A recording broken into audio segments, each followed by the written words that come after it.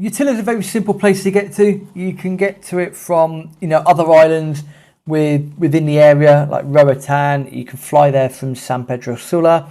But as we were in La Ceiba, we knew that the ferry journey from La Ceiba over to Utila was quite straightforward. It was first thing in the morning, very easy to do.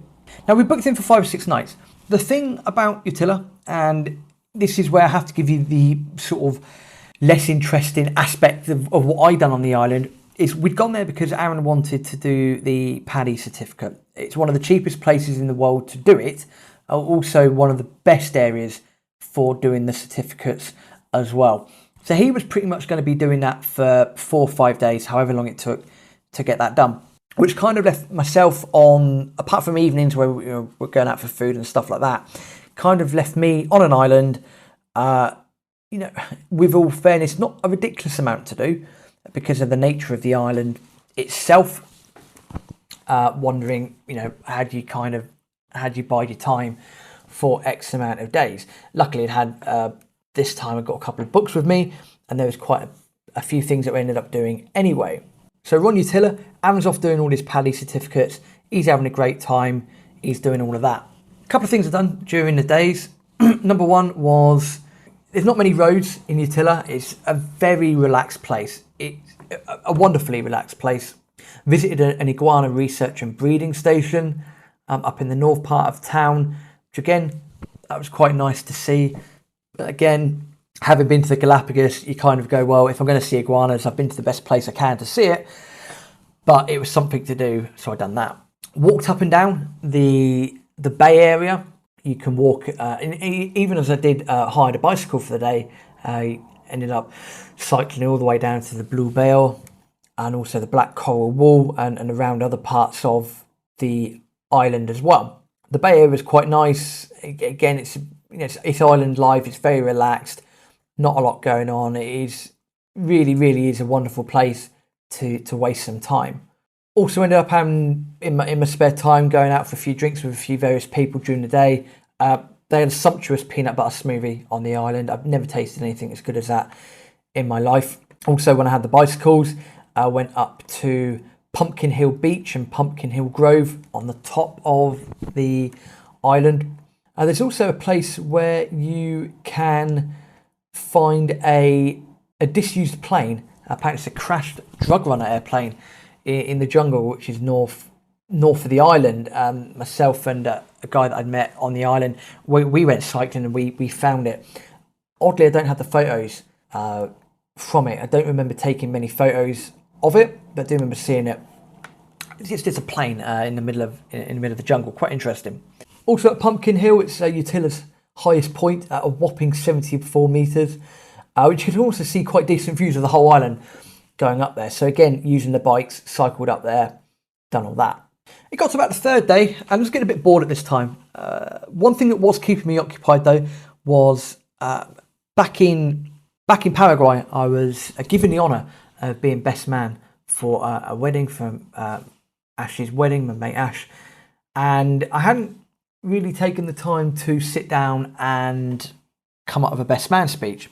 So actually I used the time in Utila to do that. I created pretty much 99% of the best man speech on the island, so that was a really big plus from having time there. On one of the afternoons, went down to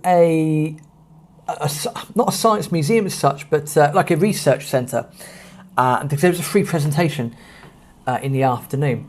And as with most presentations, it did lead to a little bit of a sale at the end. Come and join us on one of our boat trips, and this is what it costs, and this is what you get to see and do, etc., etc. About $50, I think it was. And the aim of the trip was to go and see, or if you were lucky enough, to go and see whale sharks. Now, if I'm not mistaken, a whale shark is the largest mammal, largest fish in the world. Something along those lines. Is it called a whale shark? I'm not sure. Anyway, I think it's called. I'm going to call it a whale shark. It might not be, but it could quite possibly be called that. I don't really know.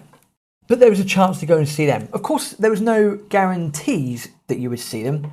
And if you heard the typing in the background, I was just Googling it. Whale shark, they are. And they're the largest known fish species in the world. Good times. They're the largest individual length was 18.8 meters, 62 feet. That's impressive, to say the least. So there was this opportunity to go and see whale sharks. Of course, no guarantee, but it was a day out on a boat. You pretty much get on the boat, you go around the island, you would at various points end up, snorkeling in some coral reef and bits and bobs like that. Aaron's out doing his PADI. He's been seeing everything. He's been dealing with sea wasps, seeing all sorts of things, lionfish, etc., etc., etc. He's having a wonderful time. I've got on this boat. There's about 6 of us on the tour. Not a lot. Of course, again, the aim is to see a whale shark. That's the aim. We've got captains around. They're talking to other people because there's other different boat tours. Not many, but there's other different boat tours that cover different parts as well. So, you're kind of in the abyss, which is nice. But they're talking with each other, seeing what's going on.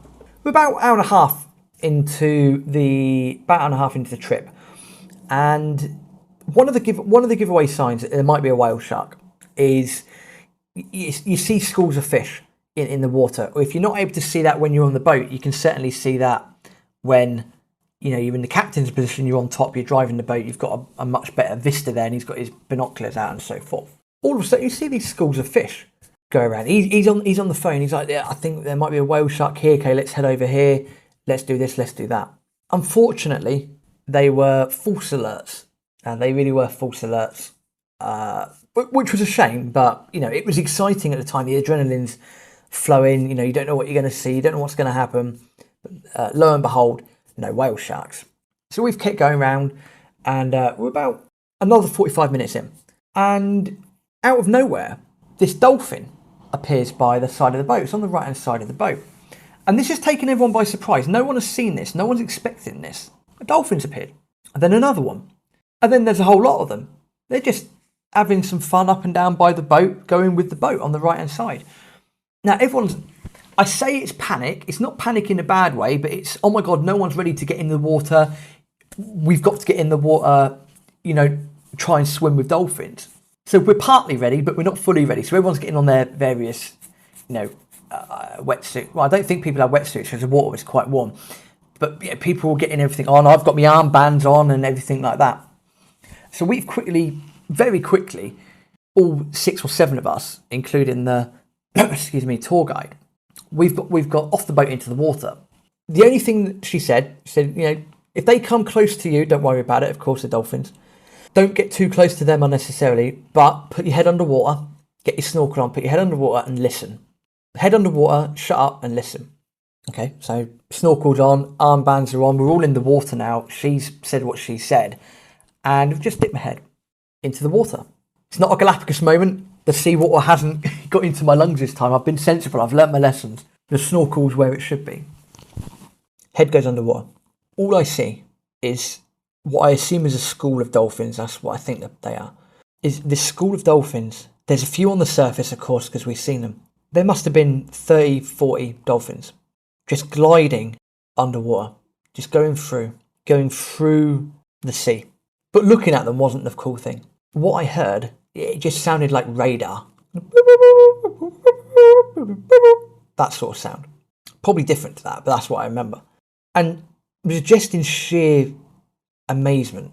And I've said this a few times on the podcast, that you get moments in life, you get moments when you're traveling, you get moments anywhere where things almost just take your breath away.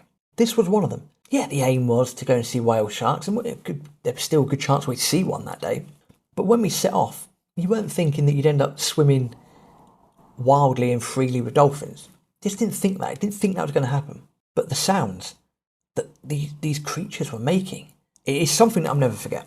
The whole experience only lasted about a minute or two. This school of dolphins where the boat had sort of grounded to a halt. Of course, we're in the water, so the boat continues going, we're bollocks. So the boat had stopped, and, the dolphins had swum off. Now, the whole experience was only a minute or two. But just the sound, the absolute sound, was nothing I've ever heard before, probably like nothing I'll ever hear again. So to come away and say you swam with wild dolphins is worth it.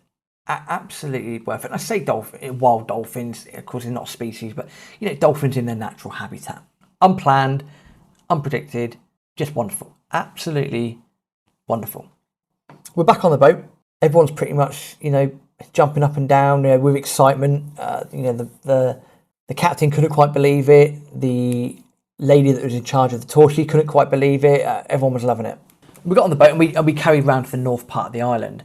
And again, we're looking at schools of fish. Nothing's quite happening with the whale sharks, but you never know. For a little bit in the afternoon, we were hanging around in the sort of lighter aspects of the coral.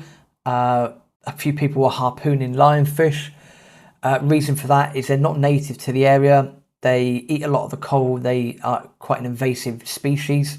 So it was a case of our job was to go around for a little bit, not necessarily us hunt them down because I'm not an expert in harpooning things. But if we saw one, let the other experienced guys harpoon them. And again, you might think, oh, that's cool, that's nasty. I'm not Honduran, I'm not from the area, I don't know Utila. But if they say it's an invasive species, it shouldn't be there and it's destroying their ecosystem, you're going to do what you can to protect where you live and, the area around you. So I don't blame them. There's a few more schools of fish on the way back, but again, no whale sharks. It was not the day for whale sharks. It was unfortunate because if we'd have been up close and personal with a whale shark, that would have been fantastic. No word of a lie. So I just guess we'll have to stick with swimming with dolphins instead. That will do. That was on day 5. Aaron and I reconvened despite the fact we were staying in the same, room, all bits and bobs like that in our little sort of log cabin. We reconvened in the evening. We knew the following day was the day to depart. There was a beach party that evening that we thought about going to, but decided against it. Thought, look, let's hang on a minute. We've got a long journey tomorrow. Let's not worry about it. So, we were a bit sensible, shall we say, and didn't go to that party. He'd successfully completed his PADI certificate. Wonderful, happy days, congratulations. I successfully completed my best man speech. Also randomly ended up swimming with dolphins as well. That was quite cool.